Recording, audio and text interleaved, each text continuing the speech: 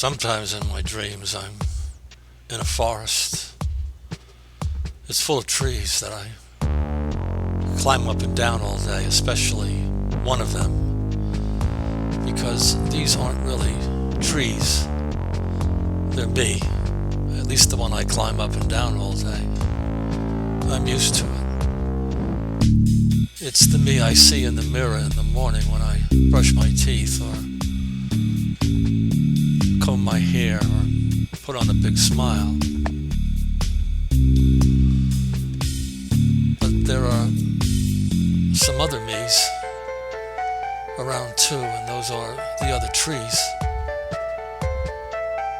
At first I didn't believe it. I thought there was only me, and the trees were just copies of the tree I knew as me. And then after a while, as time passed, I listened to what people told me, and I realized that maybe there was something to it. And then I saw a picture or two of myself, or maybe a video, and the face was completely different than the one I saw in the mirror when I was brushing my teeth or posing for a photograph. And then I realized that it was the me I showed to my father and my mother, the face I gave them.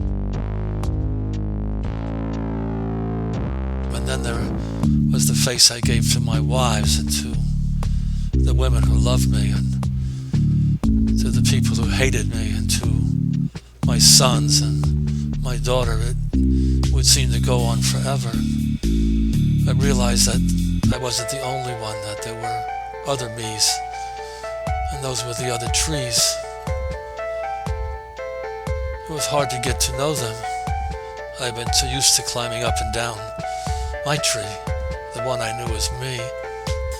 But after a while I learned some tricks. People told me that if I looked at a tree real hard, that would say the face I showed my father when I was 17, that I'd see something, and if I were to drill it hard enough, I'd get a kind of liquid out, and I could tell something about that face. And so I drilled as though I was drilling a rubber tree or a maple tree, and out came a liquid, and it smelled like urine or honey or alcohol. It just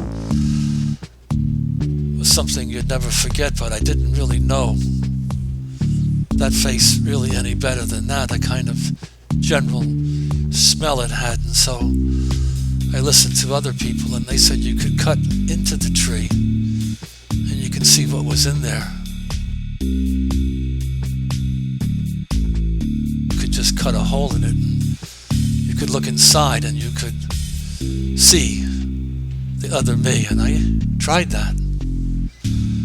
I don't know how many times I tried that.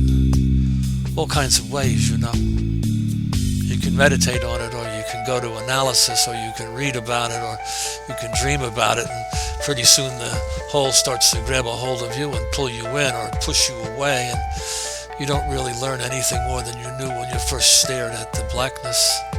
All you know is that it's there, and it runs pretty deep.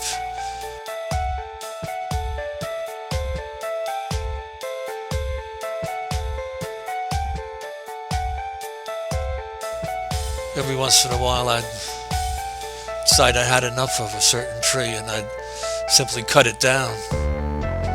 After all, I was the one in control. It's easy. Cut a huge swath in it until it can't stand anymore. And then slowly it will fall down.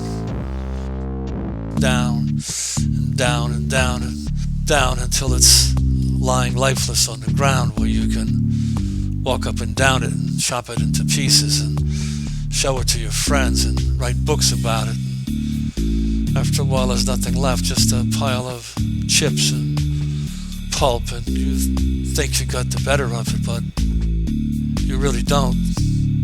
Sooner or later the chips or the pulp or whatever's left starts to take seed, and up pops another tree, pretty much like the one you chopped down.